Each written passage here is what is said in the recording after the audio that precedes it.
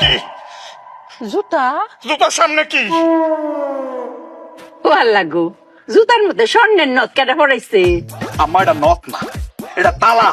এই ব্যাক কলের বাচ্চাটা ছাড়া আর কি করবো কত? ওহো, মায়া জুতার মধ্যে তালা লাগাইছো কেন গো? অনেক বুদ্ধি কাটিয়েছি মায়া। আবারও বুদ্ধি। কেমনটা লাগে? ও বউ, তোমার না কতবার কইরা কই বউ গো, আর তুমি বুদ্ধি কাটাইও না। কেন হিরাবার বুদ্ধিটা কাটাইছো? চুপের একটাই কষ্ট, চুপের বুদ্ধি কেউ শুনতেই চায় না। ওফু, কষ্ট যখন একটা, কষ্ট একটু পরে শেষ হইব। এই দেখ, তেরা কুচা পাতার বাটনা বাড়াইছি, মাথা দিয়াম, মাথা করে টান হয়ে ফুবো। শেষ মেশে ইহার বুঝা লাই আমরা। হ্যাঁ কও ক মায়া পরশুদিন নজরুল ভাই বাড়িতে চুরি হয়েছিল না, জুতা চুরি হয়েছিল।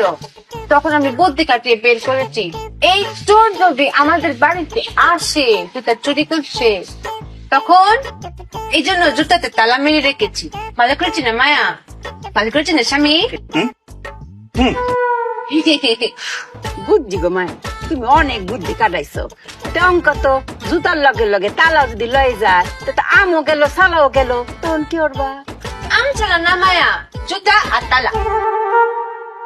ওই তো এখন জুতা আর তালা গেল, তখন কি হইব? এখানেই তো মায়া বুদ্ধি দিয়ে তব্দা লাগিয়ে ফেলেছি।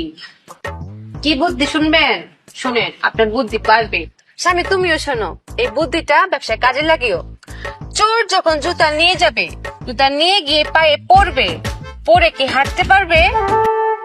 হ্যাঁ পারবে। পারতো না। স্বামী পারবে না, কেন পারতো না? কারণ তালা লাগানো। এই তালা তো খুলতে হবে, খোলার জন্য চাবি লাগবে। তখন চোর চাবি খুঁজতে খুঁজতে খুঁজতে খুঁজতে চুপিয়ার কাছে আসবে, এসে বলবে চুপি আপা, চুপি আপা চাবিটা দেন। তখন আমি সই করে চাবিটা বের করবো, এরকম ঘুরিয়ে ঘুরিয়ে বলবো চোর ভাই আসেন চাবিটা নেন, লুক লুক লুক দেখাবো।